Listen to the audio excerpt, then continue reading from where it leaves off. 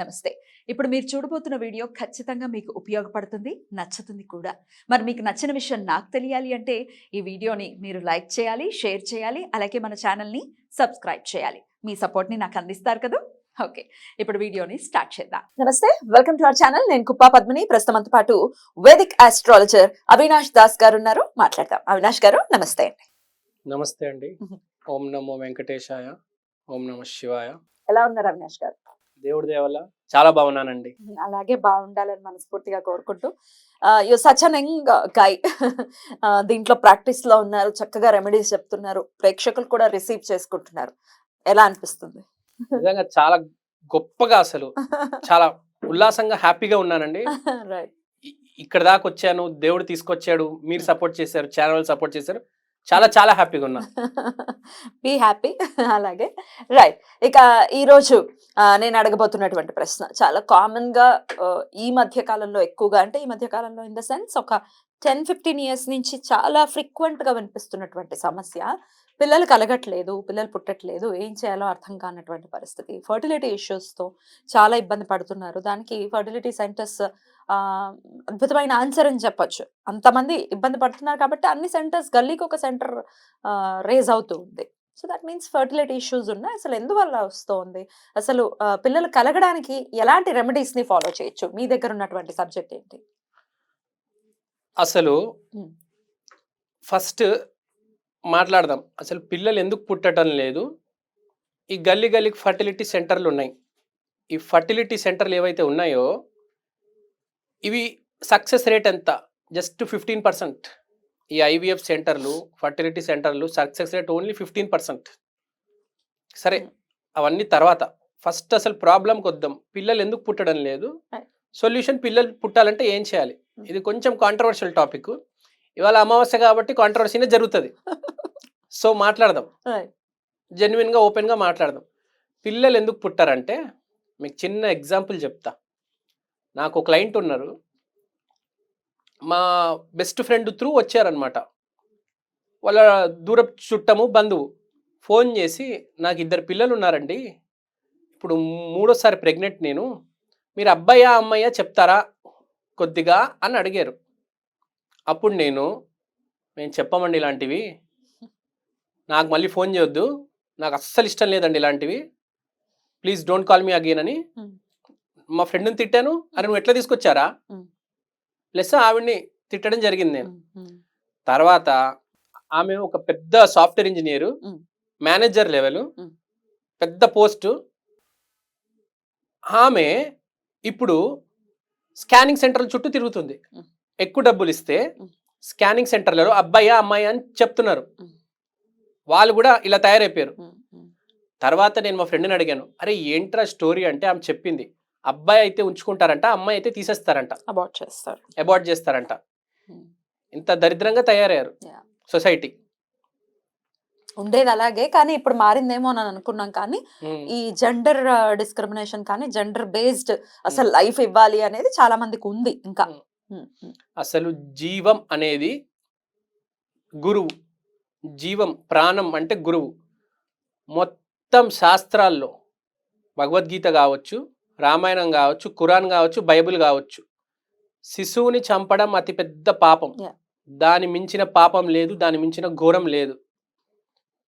కాబట్టి ఇప్పుడు మన ప్రొసీజర్ ఏంటంటే, పూర్వజన్మలో చేసిన తప్పు ఇప్పుడు అనుభవించాలి, ఇప్పుడు చేసిన తప్పు వచ్చే జన్మలో అనుభవించాలి. ఇప్పుడు ఆమె చేసింది అది, ఆ తప్పు చేస్తుంది. ఇప్పుడు ఆమెకి 2 పిల్లలు ఉన్నారు, కానీ వచ్చే జన్మలో పిల్లలు పుట్టరు. అలానే ఇప్పుడు ఎవరికైతే పిల్లలు పుట్టడం లేదో వాళ్ళు పూర్వజన్మలో ఇది చేసుకున్నారు, ఈ కర్మ.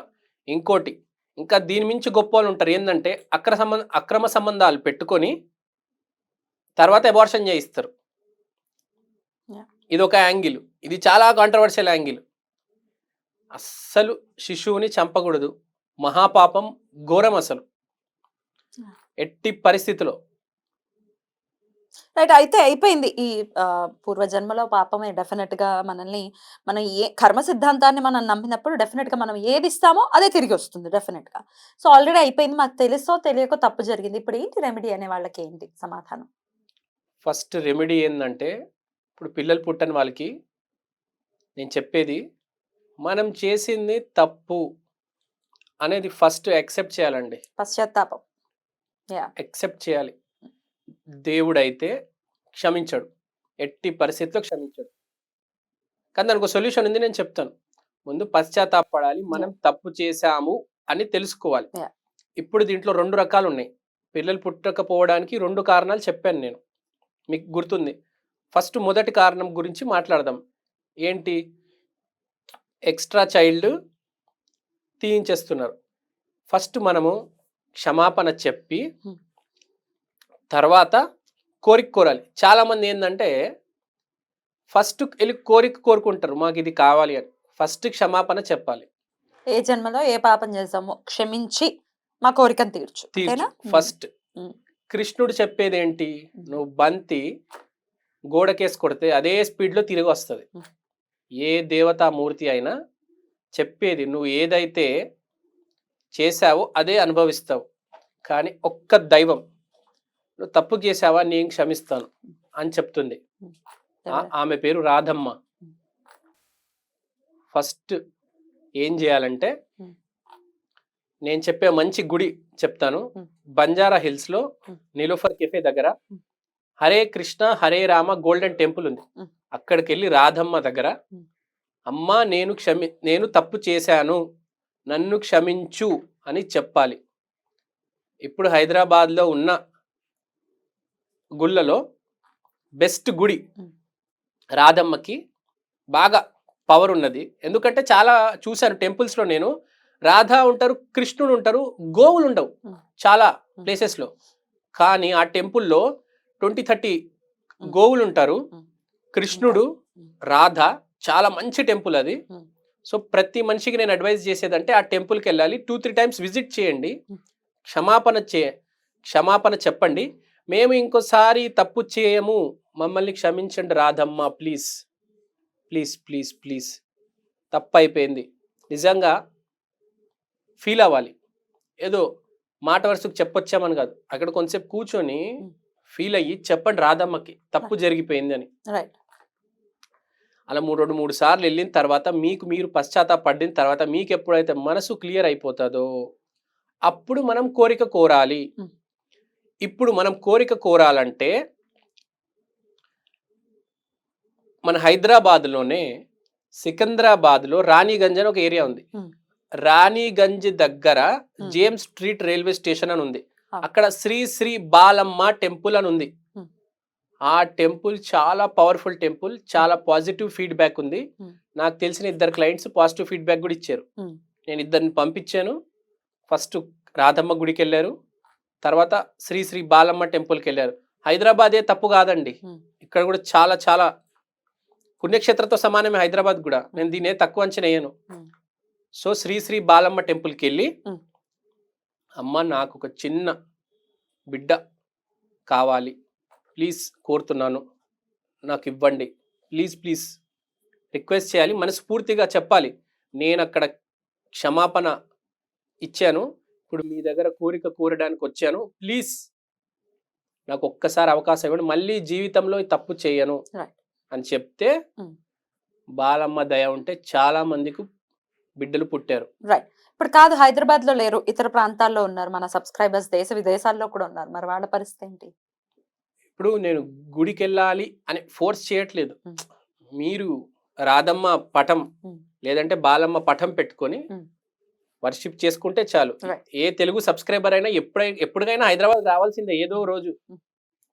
వచ్చినప్పుడు ఒకసారి దండం పెట్టుకొని, ఒకసారి దర్శనం చేసుకొని. దండం యాహ్! పెట్టుకోండి. ఇప్పుడు నేను చాలా టెంపుల్స్ ఉంటాయి బయట out side Hyderabad, out side Telangana, out side AP చెప్పొచ్చు. హ్మ్. కానీ హైదరాబాద్‌లోనే చాలా మంచి టెంపుల్స్ ఉన్నాయి. చాలా పవర్‌ఫుల్ టెంపుల్స్ ఉన్నాయి. హ్మ్. ప్రతి దానికి టెంపుల్ ఉంది. మనం డిస్కస్ చేద్దాం ఫ్యూచర్‌లో. తప్పకుండా. ప్రెజెంట్ అయితే నాకున్న క్లయింట్స్‌లో positive feedback Shri Shri Balamma temple నుంచి వచ్చింది. హ్మ్. అండ్ రాధమ్మ టెంపుల్ నుంచి వచ్చింది. రైట్. ఇది ఫస్ట్ కేస్. హ్మ్. సెకండ్ కేస్ ఏందంటే అక్రమ సంబంధాలు పెట్టి నేను చెప్పినట్టు అబార్షన్ చేయించడం. హ్మ్. వాళ్ళకైతే అసలు చాలా కష్టమండి బేసిక్‌గా. చాలా మందిని చూస్తూ ఉంటాను. ఐవీఎఫ్ కూడా ఫెయిల్ అయిపోతది. ఏది కుదరదు. ఇలాంటి కేసులే. అలాంటి కేసులకి నేను చెప్పేదేందంటే అలాంటి కేసులు చాలా మొండికి గూడా ఉంటాయి. మీరు ఒక ప్రాణం తీశారు కదా! మీరు ఏం చేస్తారంటే ఒక అనాథాశ్రమంకి వెళ్ళి ఒక చిన్న అబ్బాయినో పాపనో దత్తత తీసుకొని పెంచుకోండి అంట. కానీ మీరు ఈ జన్మలో నాకు చేరు అని తెలుసు, 100%. మీరు చేరు, మీకు పిల్లలు పుట్టరు.